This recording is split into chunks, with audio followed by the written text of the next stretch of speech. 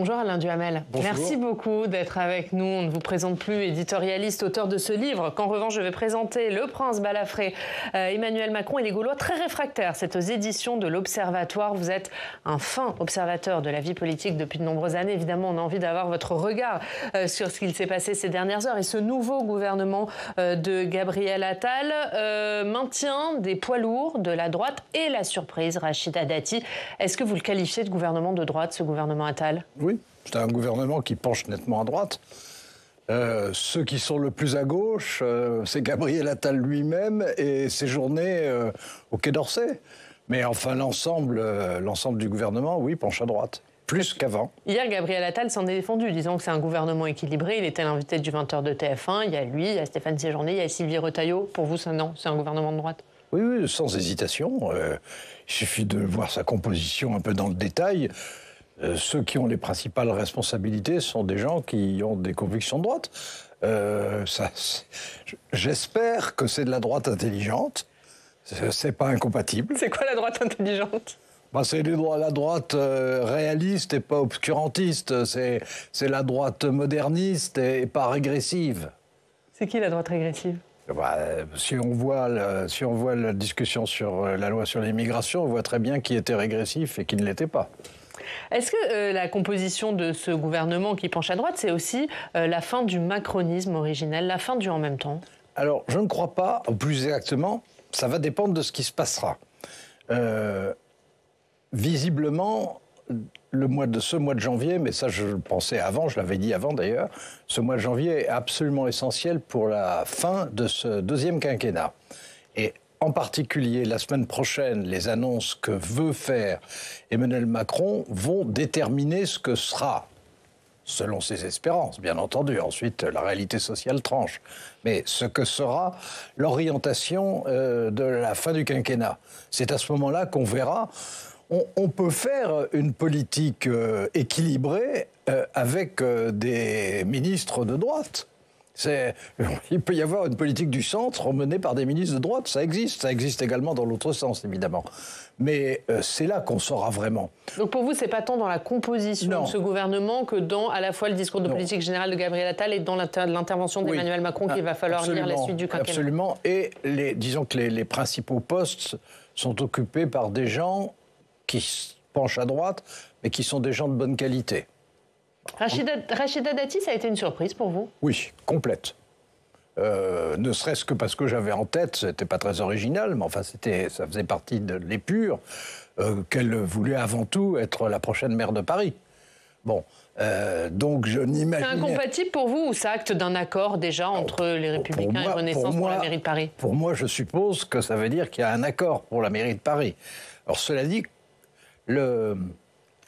ceux qui votent pour, disons, les macronistes, en simplifiant, à Paris, sont plus à gauche que la moyenne des électeurs macronistes de France. Et donc, comment est-ce qu'ils vont réagir à une éventuelle candidature de Rachida Dati pour la mairie de Paris au nom de Renaissance et de dissidents de LR, ça n'est pas acquis. Et comment vont réagir les LR ? On a vu que dans les minutes qui ont suivi l'annonce de la nomination de Rachida Dati, Éric Ciotti, le président des Républicains, a acté son exclusion du parti. C'est un coup dur, voire le coup fatal pour les Républicains, cette entrée de Rachida Dati au gouvernement ? Fatal, on verra ça au moment des élections européennes, puis municipales, ce qui pour les Républicains comme pour les socialistes est absolument essentiel, parce que ce sont leurs derniers bastions. On verra ça. Mais est-ce qu'il y a un risque pour disons qu'en tout cas, pour les Républicains, c'était une très mauvaise nouvelle. Et c'était la concrétisation avec quelqu'un qui est très connu, très contesté, y compris par moi, mais très connu. Bon, et que le signal envoyé à leur électorat est désastreux, parce que ce qui se passe, c'est ce qu'ils essayent d'éviter depuis presque 2 ans. C'est-à-dire un rapprochement avec l'équipe d'Emmanuel Macron. Mais est-ce que, de facto, ce gouvernement il ne répond pas à la sociologie de ce que sont devenus les électeurs macronistes ? Ça, je suis d'accord avec vous. Ce gouvernement est le reflet délibéré de l'évolution politique de l'électorat français. L'électorat français est de plus en plus à droite et ce gouvernement est de plus en plus parallèle.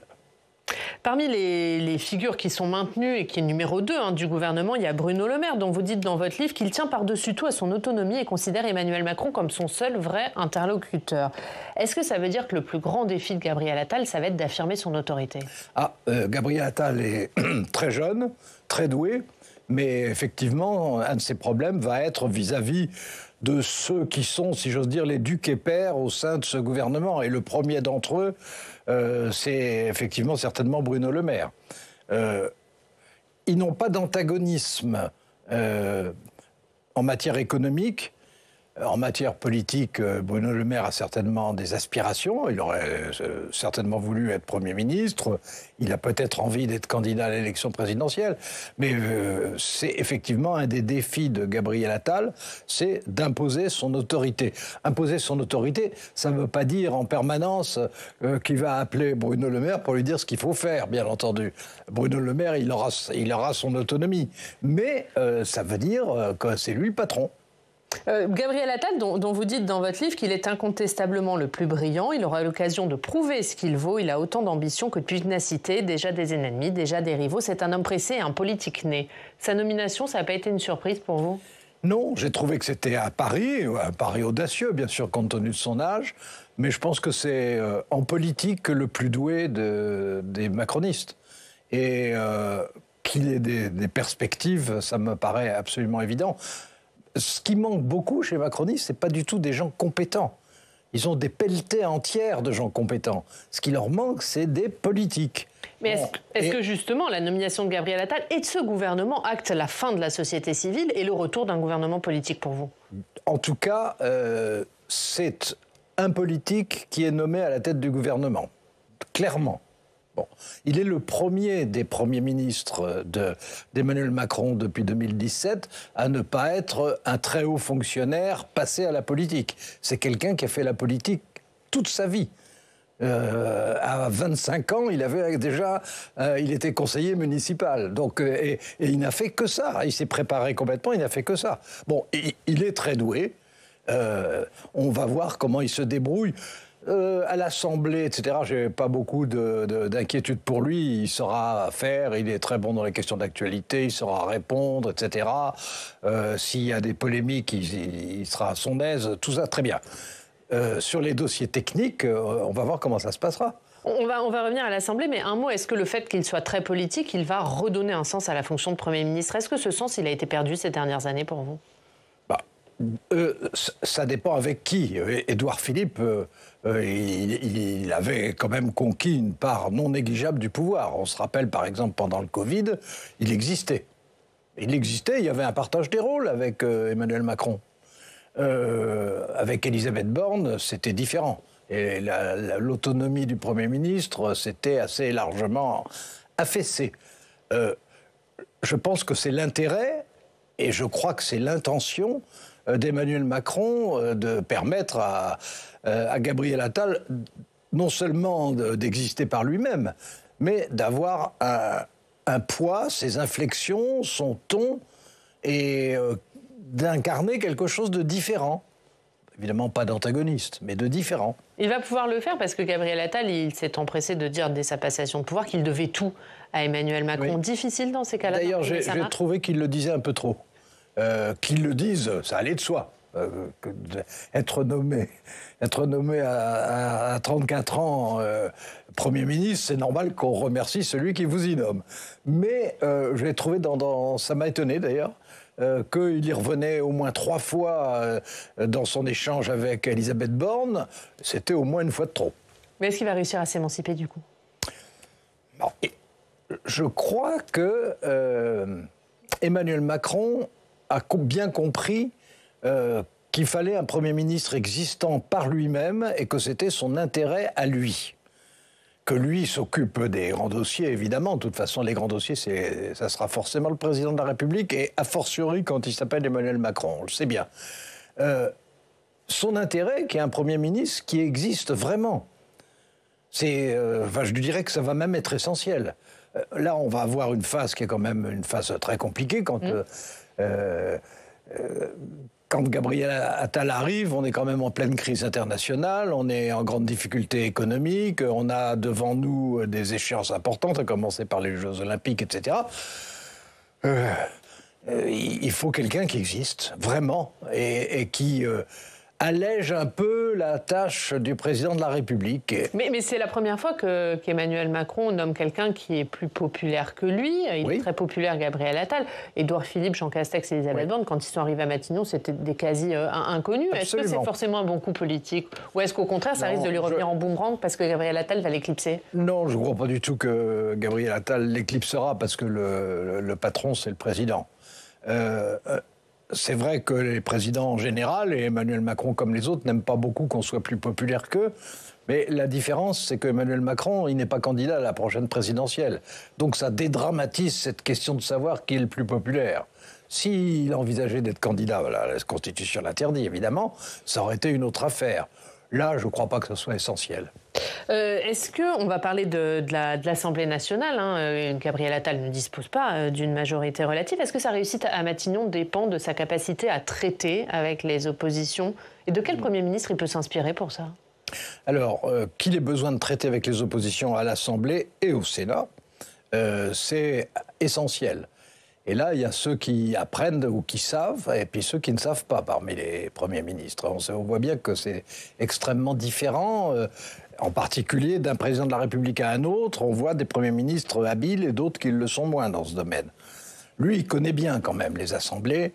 Il essaiera de... Et même ses adversaires, y compris des gens des Insoumis et du Rassemblement national, au moment où il a été nommé, ont tous reconnu qu'il avait un contact non seulement courtois, mais honnête et sympathique avec ses interlocuteurs d'opposition.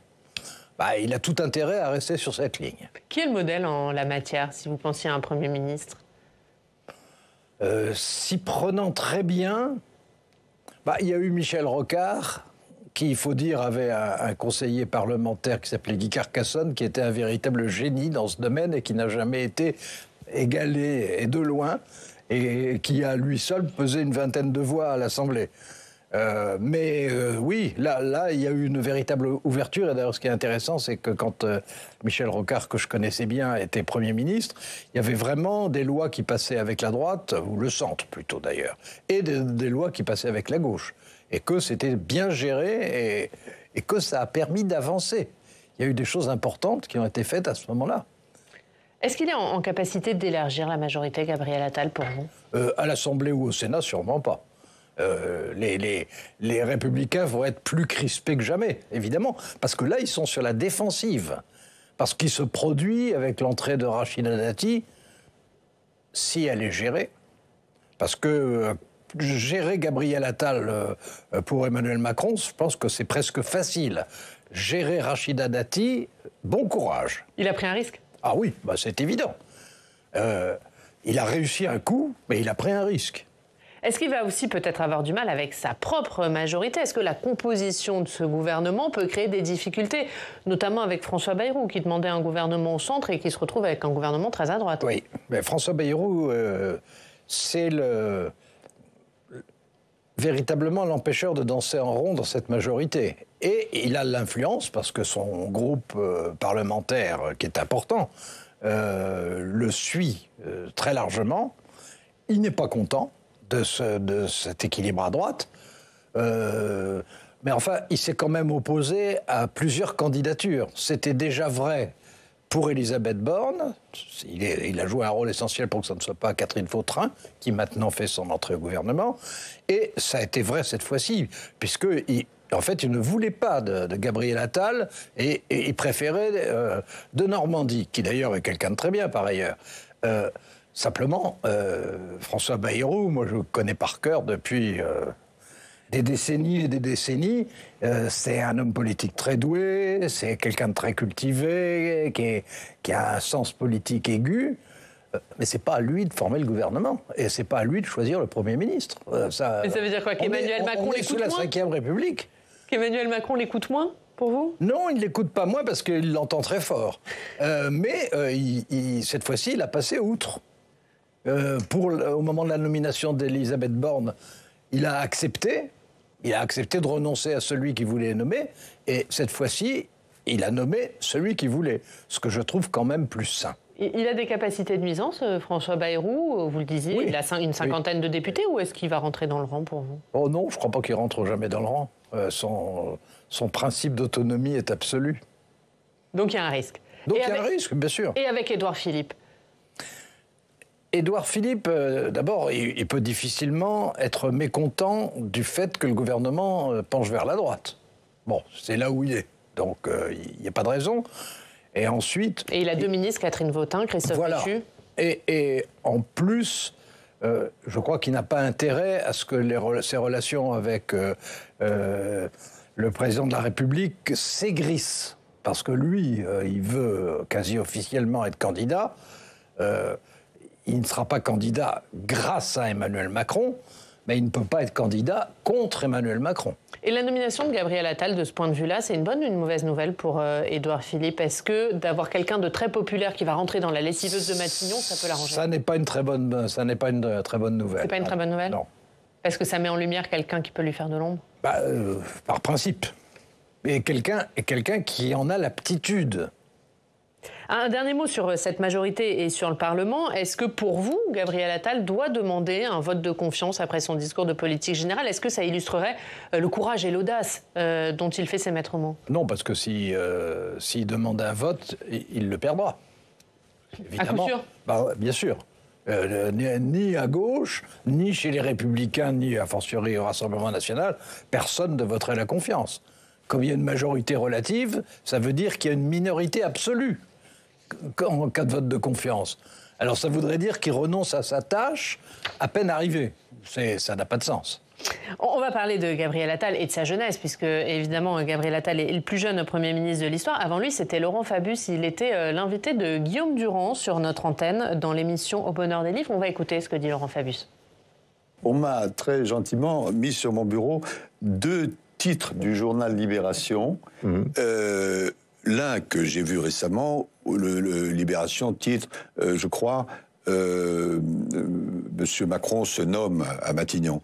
Et ils ont fait exactement le même titre, lorsque moi j'étais nommé, en disant Mitterrand se nomme à Matignon. Donc, bon, très bien. Le seul commentaire que je puis faire, c'est qu'il paraît que jusqu'à la nomination de M. Attal, j'étais recordman de la jeunesse. Pareil, il paraît pas, c'est la vérité. J'aime beaucoup le sport, je dirais, et cette phrase certainement sera méditée, les records sont faits pour être battus. Voilà, très bien. Et je n'irai pas dans d'autres commentaires. Voilà la réaction de Laurent Fabius. On peut faire un parallèle entre la nomination de Laurent Fabius et celle de Gabriel Attal, pour vous, Alain Duhamel? Oui, parce que dans les 2 cas, ça a été une surprise. Dans les 2 cas, la surprise était au bénéfice de quelqu'un de jeune et passant pour très doué. Alors, Laurent Fabius avait un spectre plus large que celui de Gabriel Attal aujourd'hui.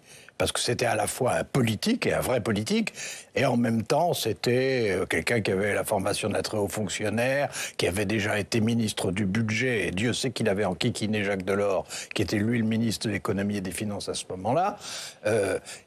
Il avait une surface politique plus importante que Gabriel Attal aujourd'hui.